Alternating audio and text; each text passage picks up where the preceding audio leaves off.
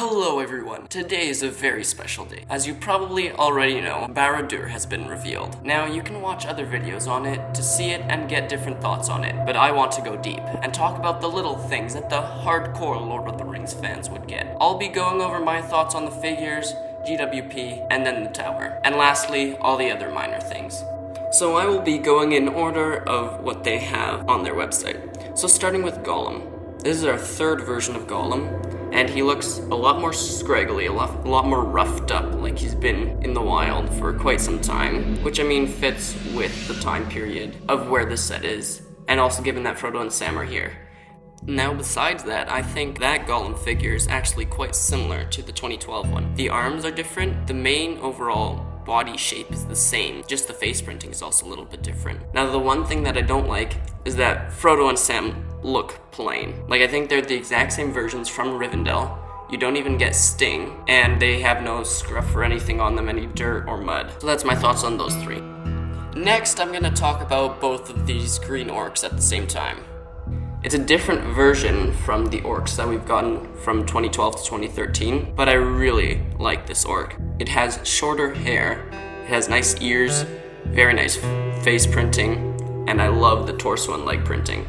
Now that I'm looking at it, I think all of the 4 orcs besides Gothmog have different torsos, which is crazy. They didn't reuse the same torso once unless Gothmog is using it. But I find that actually stunning that they would do that. Now we move on to the Mouth of Sauron. This is also an amazing figure, though I see no difference between this one and the 2013 one, which makes sense because that one was literally perfect. Now I wonder though how the face printing is, if it's the same with just the ginormous mouth and no eyes or something, or if it has different printing on it as well. I think the helmet is almost the exact same one, and the sword is just a regular sword.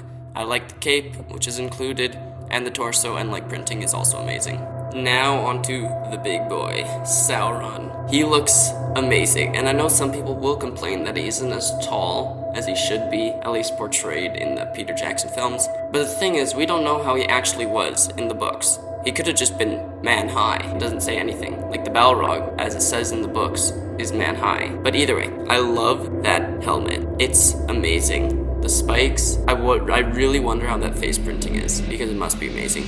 And the shoulder pads fit very well. Yeah, those 2 pieces are definitely the highlight. I'd say, in comparison, the torso and legs is actually a little bit more plain, even though it fits really well. I wonder if they could have done anything to make it Lord of the Ringsy with any Eye of Sauron symbols or whatever.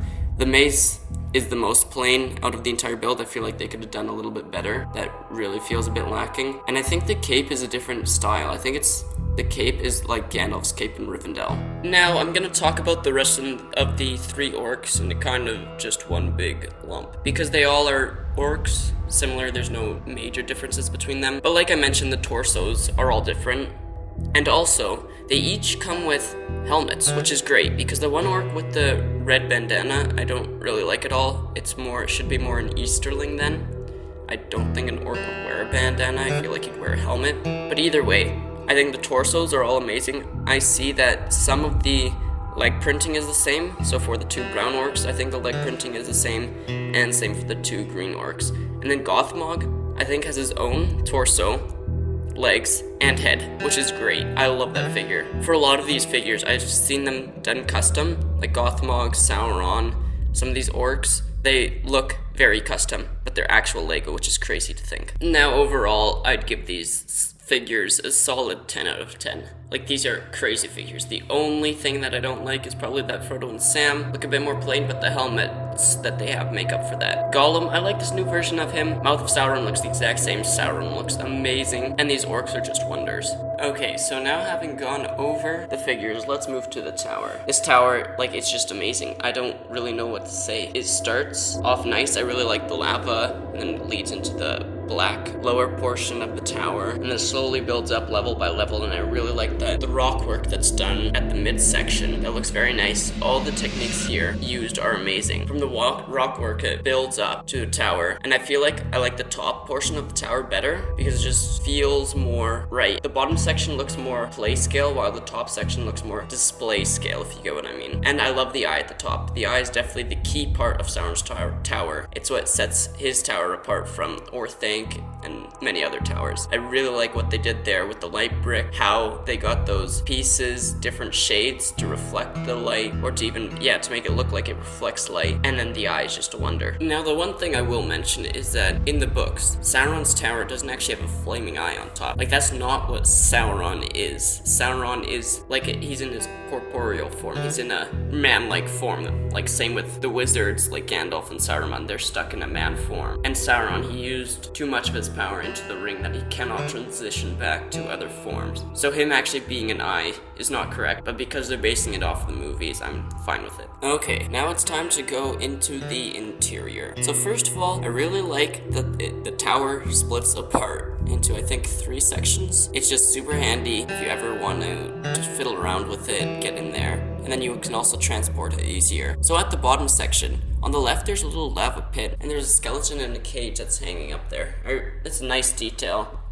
It's like a dungeon level, the lower level, with an armory in the middle, which comes from a doorway, actually, from the outside, I think. And then on the right-hand side, it's an extension of that armory. And then all the way at the right, I think that's what they're referring to is that Gollum's cave, because I see a fish down there in that little corner. I think that's Gollum's cave, which is a very nice Easter egg. Now let's move up a level, and this seems to be the Orcs' feasting hall, if I'm not mistaken.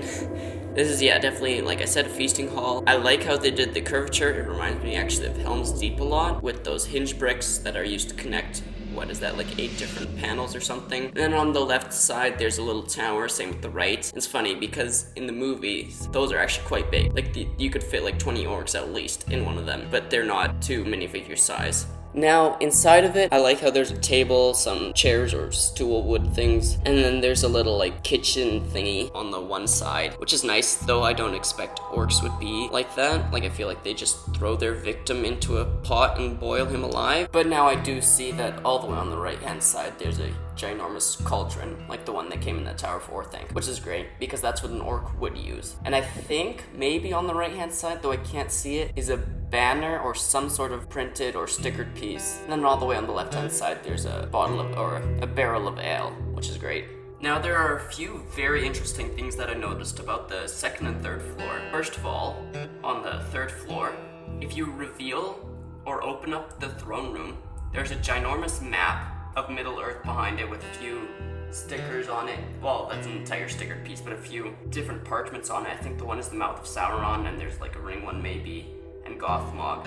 And then in front of that, there's a Palantir, the burning white tree on it. Now that is crazy, because that's a ginormous lore reference.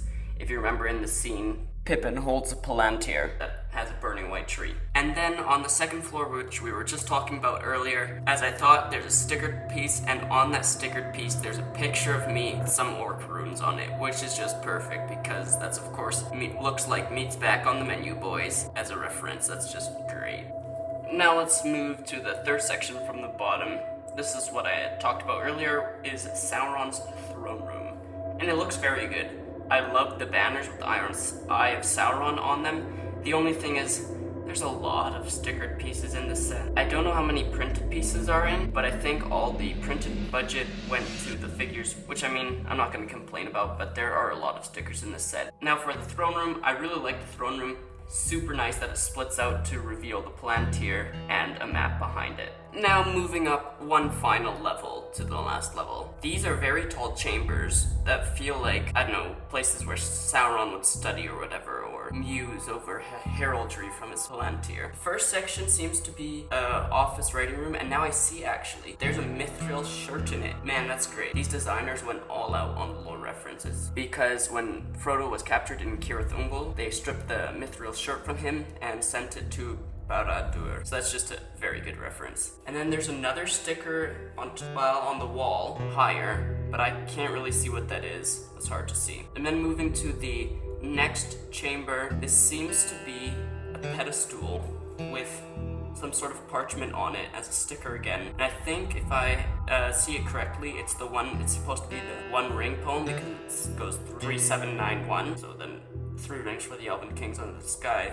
7 for the Dwarf Lords in their halls of stone, 9 for mortal men doomed to die, one for the Dark Lord on his dark throne, in the land of Mordor where their shadows lie. That's just great. These designers, I'm gonna say it again, they went all out. I love this set. I feel like this has even more references than Rivendell does. It's just great. Now looking at the tippity top of that tower, first thing I see is that those things, those black things on the side of the tower, almost look like earrings or earlobes for the tower, which is very random and very weird, but that's what it made me think of. And then going a little bit higher, I've already talked about this a bit, I really like the color change from black and grays to this brownish red flame orange. The eye that's on there, as has been said a billion times, just looks amazing. I really wonder how they did the technique in the middle with the eye. It looks like to be cheese slopes and witch pieces, which is just amazing. There's probably so much I missed with this set, because it's literally unbelievable, and that's why I will definitely be doing a review of it when I buy it on day one.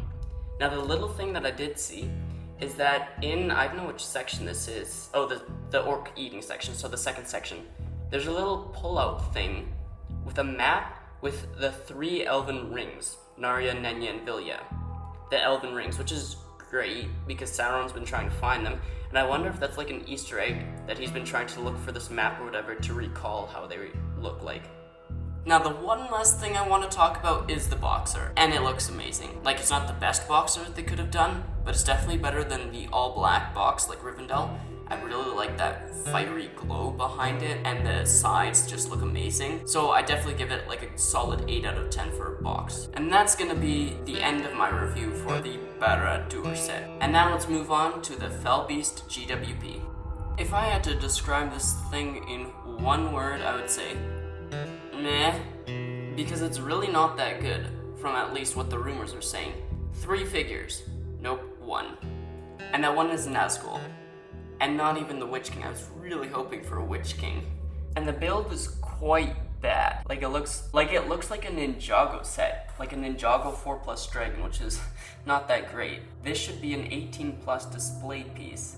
And it looks like a Ninjago dragon. The thing that they could have done is scrap those wings, done brick-built wings or something, and used the printed or the money that was gained from the wings to an extra figure at least, and to a better Fellbeast design, because it's quite terrible. I find that my own Fellbeast that I built looks better than that. One positive I say is the Nazgul figure. I think they changed him up from the 2012 version and it looks a bit better. Thank you all for watching this very in-depth review of Barad-Dur, the figures, and the GWP. If there's something I missed, please let me know in the comments below. Stick around because I definitely will be doing a review on it, and see you in the next video.